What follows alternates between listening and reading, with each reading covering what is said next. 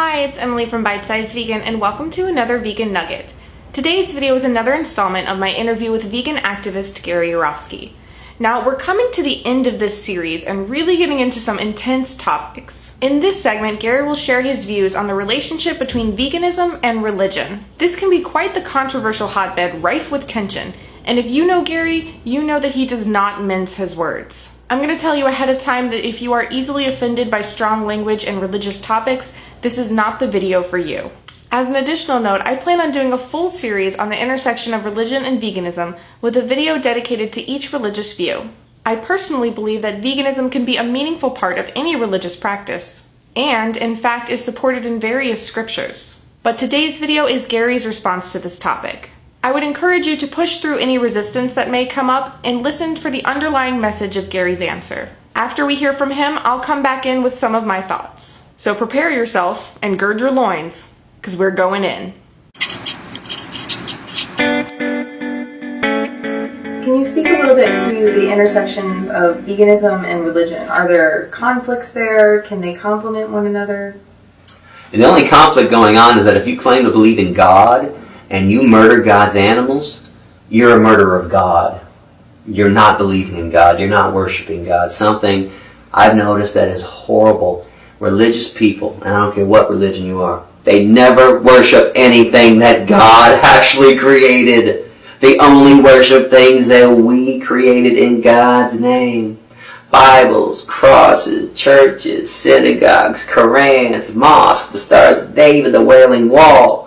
Phony images of Jesus. And by the way, let me just put this out there. If you believe in Jesus and believe he was a white guy with blue eyes and blonde hair from the Middle East, okay, you're not in fucking reality. There are no white people with blue eyes and blonde hair naturally born in the Middle East. So everything about religion has to do with made up shit. Now, I believe in God. As I say all this, people are going, no, I love God. I'll proudly say it. Okay, but I don't believe in the organized religious God that people have made up. I see God in trees. I see God in cows. I look at cows and I see this huge head on a big red at the Sasha farm, or a Bima. I'm touching their heads are like 200 pounds. I'm going, man, what was God thinking when he made this head? I see a giraffe and I go, what was God thinking when he made this neck that's 17 or 20 feet long? I'm amazed at God's creations. Sadly, religious people see God's creations and all they want to do is kill them.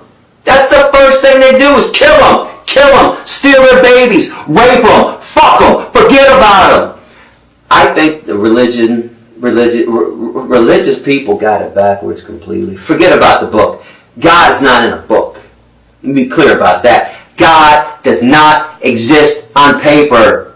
He's not in the book. Close the fucking book and walk outside and look at what God created. And then you'll be a holy being. It's not about long beards. Not about covering your head in cloth. That does not make you a good person. Compassion makes you a good person. Not harming somebody else makes you a good person. And for the record, I don't care what God you believe in, if you even believe in a God. I care about how you act. Your actions count, not your beliefs. Your actions matter. Are you killing somebody? Are you enslaving somebody? Are you oppressing somebody? Are you discriminating against somebody? That's what counts and that's what matters. And that's what religious people need to correct. The world will be a lot better place if we actually embraced and protected God's creations instead of just killing them all. As I said in the beginning, I truly believe that the core of what one may call godly principles are very much in line with veganism. The tenets of do no harm, of love, of compassion, empathy, kindness. Aren't these the very bedrock of spiritual traditions? Isn't caring for the most vulnerable among us what countless religious practices advocate? Now, certainly we humans have perverted even the most noble of principles, with our own selfish desires and motives. But when you really look at the original teachings and core philosophies of most religions, veganism fits quite nicely. I'm a huge advocate of the fact that anyone and everyone can be vegan. From atheists to evangelicals, Democrats and Republicans, black, white, Hispanic, what have you. anyone from any background, ethnicity, religious practice, economic class, nationality. Anyone can choose to live with compassion, to look into the eyes of an innocent animal and say, "You deserve life. You will not die on my account." What is more spiritual than that? So I'd love to hear what you think on this subject.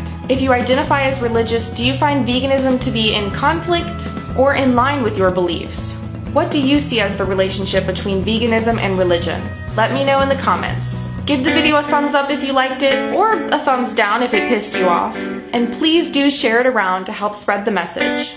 Stay tuned to the Bite Size Vegan channel for the final installations of my interview with Gary.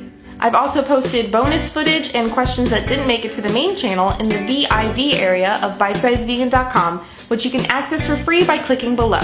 And for even more behind the scenes action and the best discussion of all things vegan, join us in the Nugget Army over on Patreon. You can click on that logo right there or in the link in the video description. If you're new here, be sure to hit that big red subscribe button down there for more awesome vegan content every Monday, Wednesday, and some Fridays. I would love to have you as a subscriber. Now go live vegan, and I'll see you soon. Thou shalt not kill. Follow it for a change.